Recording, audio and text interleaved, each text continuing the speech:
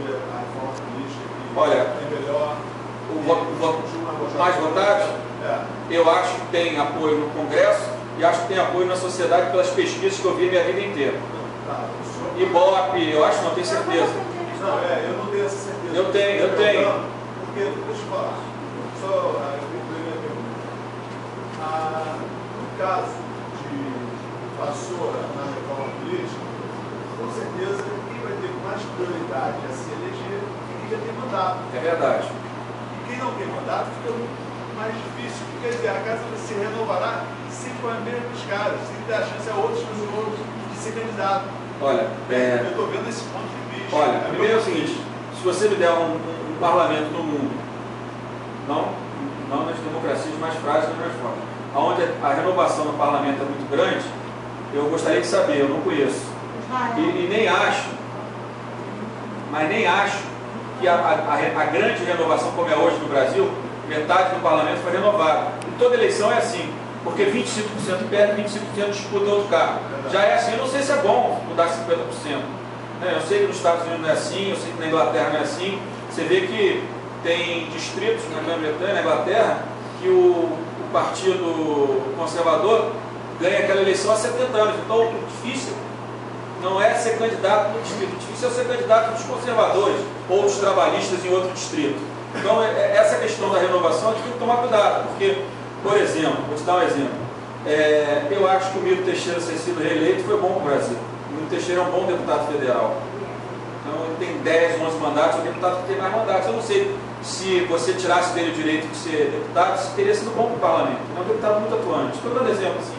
Às vezes tem deputados de primeiro mandato que a gente tem muita expectativa e às vezes alguns que vão lá para fazer palhaçada, atrapalhar a imagem que já não é boa.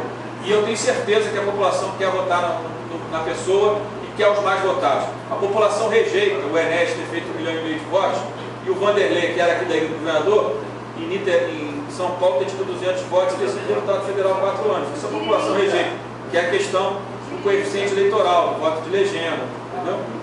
O Tiririca também, mas o do Enéas foi muito claro, porque como o Corona não existia, né, você teve gente do Rio com 200 votos eleito deputado federal.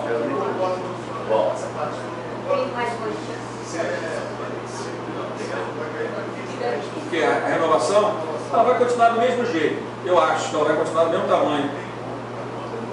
Não, mas a conta-moção é o seguinte: se você não vai mais precisar montar chapa, são os mais votados, muitos segmentos da sociedade podem querer participar da eleição. Podem ter interesse de participar da eleição, sem precisar ter que montar chapa, fazer coeficiente eleitoral. Eu acho que tem muita. Você vê, o PSOL, o Jean Luiz, saiu de 13 para 140 mil votos, com um mandato muito claro e objetivo. Quem votou nele sabe por que votou nele para deputado federal, não tem dúvida. Não tem dúvida. Você pode citar um partido pequeno, tem pouca influência no Congresso, ok, eu concordo com isso. Mas quem votou nele sabe, como quem votou no Bolsonaro, sabe por que votou no Bolsonaro. Você pode dizer, o Bolsonaro, o debate dele é muito específico, não tem, tudo bem, mas os 500 mil eleitores sabem por que votaram, né? Sabem por que deram voto para o Bolsonaro. Então, estou dando dois extremos aqui, da direita e da esquerda.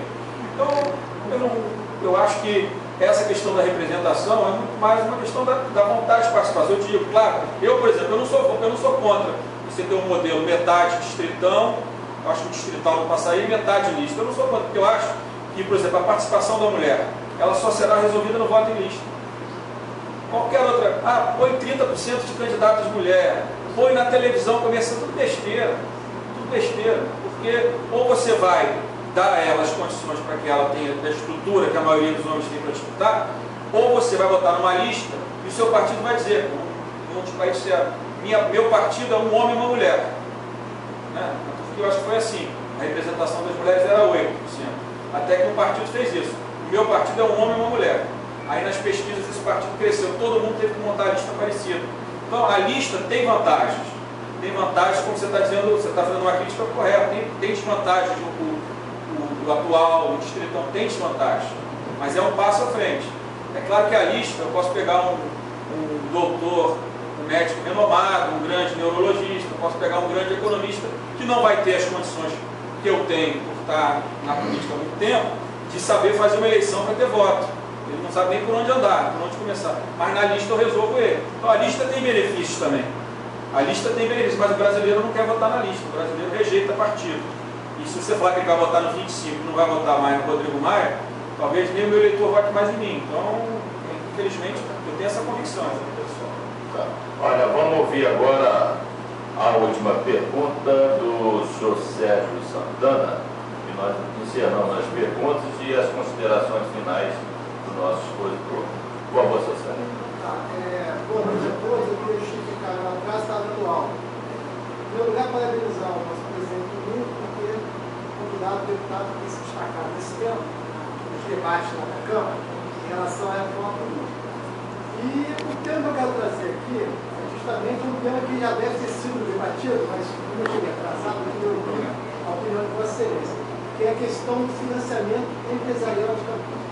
Tá? Eu sou conselheiro da OAB do Rio de Janeiro, hoje nós debatemos lá no Conselho Pleno, que daqui é um ato lá com o prefeito Eduardo Paz, pelo aniversário de 450 anos do Rio de Janeiro, e nós tivemos lá uma sessão, um debate de preocupação com o ministro Gilmar Mendes está sentado em cima do processo, que já tem 6 votos a 1, relacionado ao financiamento empresarial de campanha. Então o Supremo já está apontando para o norte em relação à inconstitucionalidade disso, e que hoje esse é um dos males da política brasileira, a questão desse financiamento, a quem interessa, por que esses doadores estão se propondo a dar algum dinheiro, e aí eu diria até mais, a questão dos empresários de ônibus, construção civil, enfim. Empresário de ônibus não pode, se está doando é ilegal. Pois é, em relação a todos esses interesses dos empresários. Então, deputado, como nós temos esse debate, Vossa Excelência está numa casa, que é a OAB, que tem a iniciativa, junto com outras entidades do movimento popular organizado, no sentido de colocar esse debate no Congresso, eu queria saber como é que está a opinião de Vossa Excelência, como é que vocês estão debatendo isso em relação a esse problema. Eu falei sobre isso. Eu acho que eu conheço bem a proposta da OAB, eu tive com o presidente da OAB Nacional essa semana, não acho que ele tenha uma posição intransigente no debate de um modelo que não seja nem o que foi proposto pela OAB e CNPB e que nem seja o atual. Eu falei aqui, as pessoas, só para resumir, o que eu falei? Eu acho que o fim do financiamento privado ele não passa.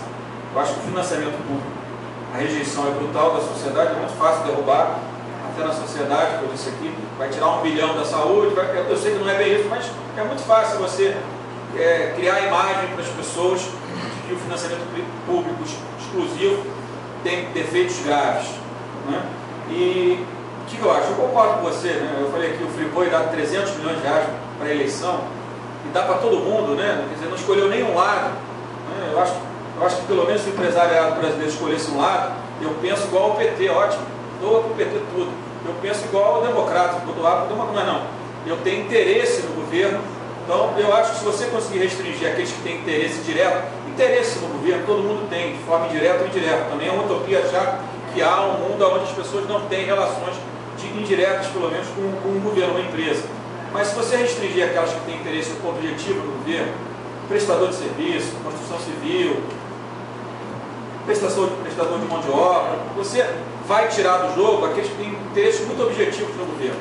Quer dizer, eu tenho um contrato na Prefeitura do Rio, quando hipótese, de 10 milhões por ano, né?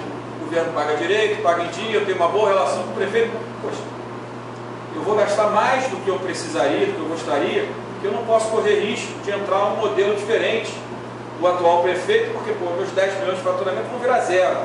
Então, o pessoal vai acabar com terceirização.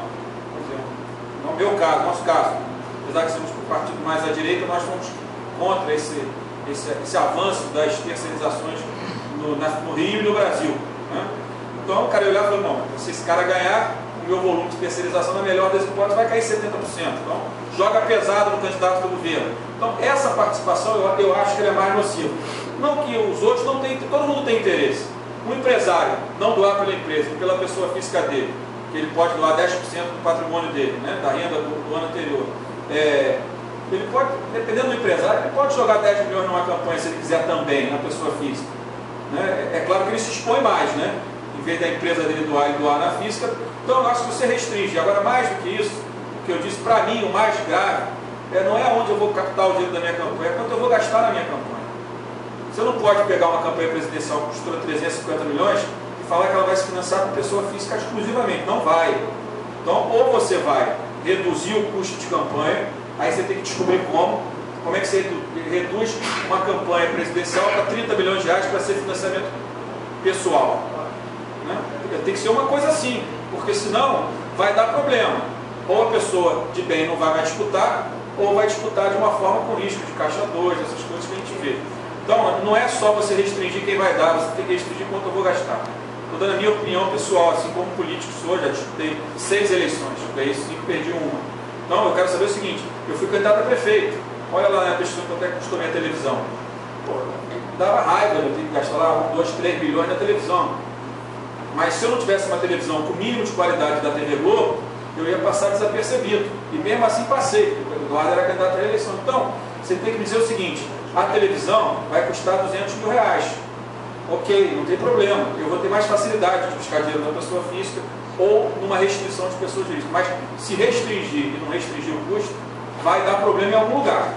Eu, inclusive, tive com o presidente da OAB, como eu te disse, e fiz essa proposta aí, da gente restringir prestador de serviço, quem tem incentivo fiscal, ele concordou com a ideia, uma boa ideia. Por isso que eu digo que acho que a opinião dele não é uma opinião intransigente. Eu acho que, e gostei muito disso, de ver tanto a CNBB como a OAB defendendo o seu ponto de vista, mas querendo diálogo. Aliás, na própria CNBB, na própria igreja, as posições são muito diferentes. A posição, por exemplo, da Igreja do Rio é diferente da CNBB em relação à reforma política. Né? E acho que em outros estados, pelo que eu estou ouvindo, a posição de alguns arcebispos é diferente da posição da CNBB. Isso é uma coisa até que me intriga, entender por que não foi uma coisa construída de forma coletiva dentro da igreja.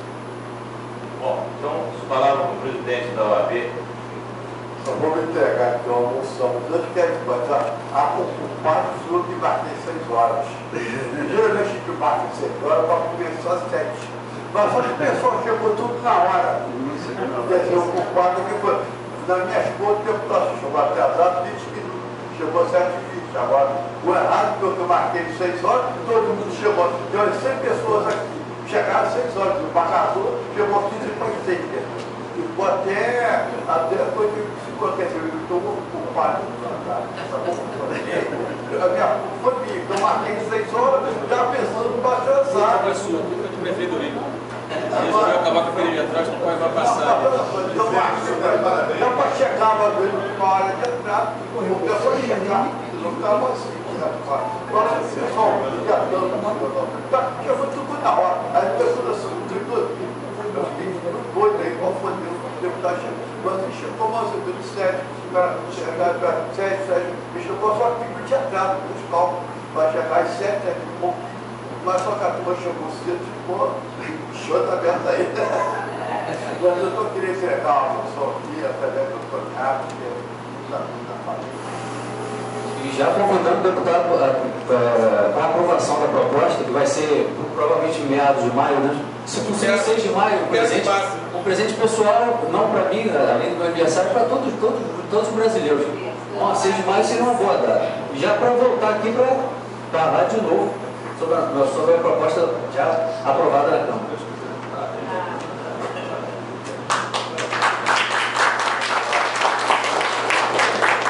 Eu vou agradecer a oportunidade ao nosso presidente, a OAB de Niterói, de estar aqui. Eu fiz questão de estar em Niterói. Essa é a primeira reunião da Reforma Política que eu participo. A próxima vai ser segunda em Porto Alegre. Já tiveram algumas que o relator foi, mas essa é a minha primeira reunião fora do Congresso. Eu participo em Niterói, além da minha amizade pelo Dr. João Galindo e de outros amigos. Meu bisavô foi prefeito de Niterói. Meu pai sempre foi deputado mais votado de Niterói, foi professor da UF. Eu estudei um ano na UF, depois ficava muito longe, eu morava na Barra de São Conrado, eu transferi, mas estudei um ano aqui na UF também, Economia. Então, para mim, é uma honra poder estar aqui na OAB de Niterói, com cada um de vocês, com os meus amigos, e também com a importância que a cidade de Niterói tem e precisa voltar a ter, não é isso? A gente sabe da importância antes da fusão que Niterói tinha, nossa capital, precisa voltar a ter essa centralidade que teve no passado, precisa cada vez mais voltar a ter. Isso é bom para o nosso estado, do estado do Rio de Janeiro. Muito obrigado e boa noite.